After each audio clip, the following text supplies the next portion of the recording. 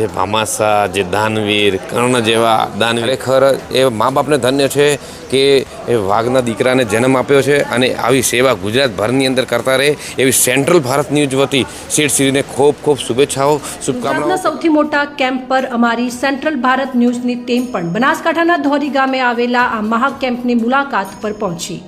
નમસ્કાર મિત્રો, હું છું દશરથ ગેહલોત। આજે મારી ટીમ સેન્ટ્રલ ભારત ન્યૂઝ સાથે અમે ધોરી ગામે પીએન ફાઉન્ડેશન કેમ્પની મુલાકાતમાં જઈ રહ્યા છીએ। ગઈ સાલે લાખો લોકોએ લાભ લીધો હતો અને આ વખતે અમારી ટીમ સાથે અમે કેમ્પની મુલાકાત લઈ રહ્યા છીએ। તમને સમગ્ર દ્રશ્યો પણ બતાવશે અને પીએન માળી શેઠ સાથે ખાસ વાતચીત પણ કરશે। અંબાજી મહામેળો પીએન માળી ફાઉન્ડેશનનો મહાકેમ્પ ભક્તો માટે તૈયાર। સેવા માટે વાઘના દીકરાને જન્મ આપ્યો, ભક્તિમાં છે શક્તિ પીએન માળી। ગયા વર્ષ કરતાં 10 લાખ વધુ પદયાત્રિકોની ધારણા, વિશાળ મંડપ તૈયાર, મેડિકલ, જમવાની અને આરામની તમામ સુવિધાઓ ઉપલબ્ધ। પોલીસ અધ્યક્ષ અક્ષયરાજ મકવાણા સહિત અધિકારીઓનું સ્થળ નિરીક્ષણ। સેન્ટ્રલ ભારત ન્યૂઝની ટીમ કરશે મહાકેમ્પની સીધી મુલાકાત। ચાલો તો તમને સમજાવીએ વિગતવાર। બધાને જય અંબે। પહેલાં તો 10 લાખથી પણ વધુ, લાસ્ટ યર 15 લાખ લોકો તો ખાલી ચા પાણી નાસ્તો કર્યો હતો અને લાખોની સંખ્યામાં લોકોએ માનો પ્રસાદ લીધો હતો।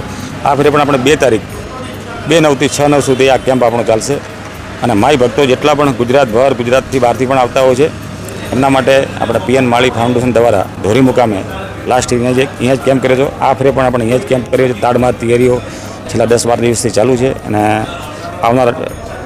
આવતા વીકમાં આ સંપૂર્ણ કામ પણ કેમ્પનું પૂરું થઈ જશે અને જેટલા માઈ ભક્તો જે ગુજરાતભરમાંથી બહારથી આવતા હોય છે એમના માટે અમે કોઈ પણ કચાશ છોડવાના નથી। એમના રહેવાની, જમવાની, નાસ્તાની, ડૉક્ટરો, મેડિકલ, અનેક સુવિધાઓ, રાસ ગરબા, સંગીત કાર્યક્રમો, બધી જ રીતની અમે અહીંયા વ્યવસ્થા કરી છે। કેમ કે જે લોકો માઈ ભક્તો દૂરથી ચાલીને આવતા હોય છે એ લોકો થાકી જતા હોય છે અહીંયા આવતા ત્યાં સુધી 200, 400, 500 કિલોમીટરથી, તો અહીંયા આવીને કે એમનો જુસ્સો વધે એના માટે બધું રાસ ગરબા, સંગીતનો અમે કાર્યક્રમ કરીએ છીએ, એમને જમાડીએ છીએ, એમને રહેવાની, ઊંઘવાની બધી વ્યવસ્થા કરીએ છીએ। પછી જ્યારે એ લોકોનો 2, 4, 6 કલાક પછી થાક બિલકુલ નીકળી જાય ત્યારે એ લોકો મને લાસ્ટ યર એવું કહેતા હતા કે સર મારે 1% થાક નહીં રહ્યો, અમે એટલા 400 કિલોમીટર ચાલીને આવ્યા છીએ, એમને એમના માટે એમનો જુસ્સો વધારવા માટે આપણે પૂરા પ્રયત્ન કરતા રહીએ છીએ અને આપણા ઘરે જે જમીએ છીએ એ જ ક્વોલિટીમાં હું કોઈ કોમ્પ્રોમાઇઝ કરતો નથી। મારે થાય ત્યાં સુધી હું સારું જ કરીશ, જે દિવસે નહીં થાય એ દાડે સેવા નહીં થાય તો નહીં કરું। અને મારા મમ્મી પપ્પાની મારી ઉપર ખૂબ અતિ આશીર્વાદ છે કે મેં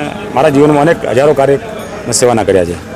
બધાને એક નિમંત્રણ આપું છું, આપ પણ બનાસકાંઠા જિલ્લામાંથી, ડીસા તાલુકામાંથી અને ગુજરાતભરમાંથી આ મારો નહીં તમારો બધાનો કેમ્પ છે। મા જગરણીમાં અંબાનો કેમ્પ છે, હું તો ખાલી નિમિત્ત બનું છું।